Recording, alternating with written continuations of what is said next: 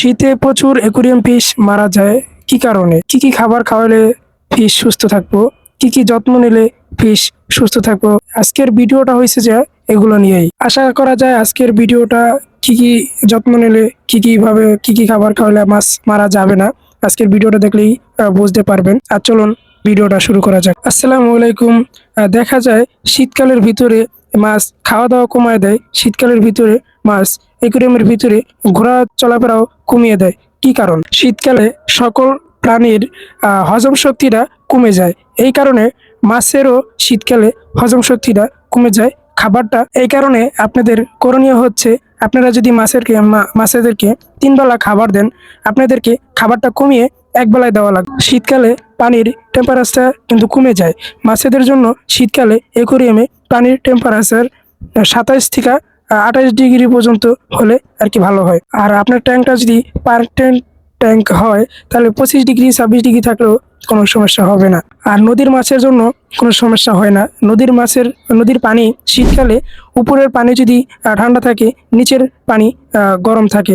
আর গরমকালে উপরের পানি গরম থাকে, নিচের পানি ঠান্ডা থাকে। এই কারণে শীতকালে নদীর পানি নিচে গরম থাকার কারণে মাছগুলা নিচে এসে আর কি থাকে। তাছাড়াও আপনাদের ট্যাঙ্কের যদি পানি 24-এর নিচে চলে আসে তাহলে আপনাদেরকে হিটার ব্যবহার করতে হবে। তাছাড়াও বড় একটা সমস্যা হলো পানির টেম্পারেচার যদি 24-এর নিচে কমে আসে, বড় একটা সমস্যা হলো যা হোয়াইট স্পটের বিষয়ে আমি আপনাদেরকে বলতেছি।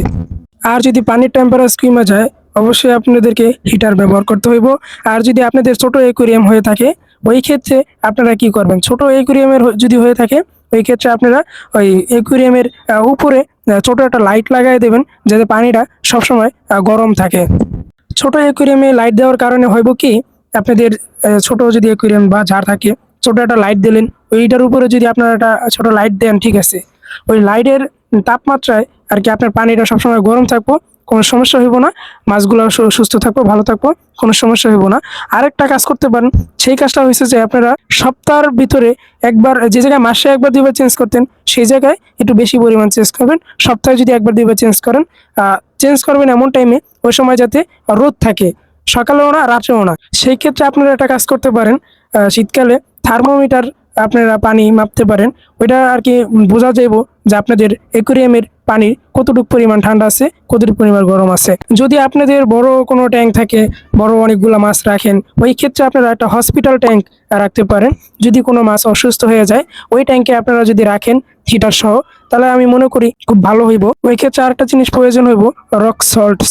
ওইটা 10 লিটার পানির ভিতরে এক টেবিল চামচ পর্যন্ত আপনারা দিয়ে ব্যবহার করবেন। এখন আমরা আসি স্পট সম্পর্কে বলি। সেটা হচ্ছে যে আপনি এটা হসপিটাল অ্যাকুরিয়াম ছোট রাখবেন। যদি কোনো মাছের হোয়াইট স্পট হয় আপনারা ওই মাছটা ওই অ্যাকুরিয়ামে রাখবেন। আর তাপমাত্রা আপনারা 28 ডিগ্রির ভিতরে রাখবেন যাতে মাছটা সুস্থ হয়। ওইটা যদি আপনারা দিয়ে রাখেন আশা করা যায় মাছ 1 সপ্তাহের ভিতরে সুস্থ হয়ে যাব। আজকের ভিডিওতে এই ছিল। সবাই ভালো থাকবেন, সুস্থ থাকবেন। আশা করি আমার ভিডিওটা যদি ভালো লেগে থাকে অবশ্যই সাবস্ক্রাইব করবেন। নতুন নতুন ভিডিও পাওয়ার জন্য বেল আইকনটা চালু করে রাখবেন।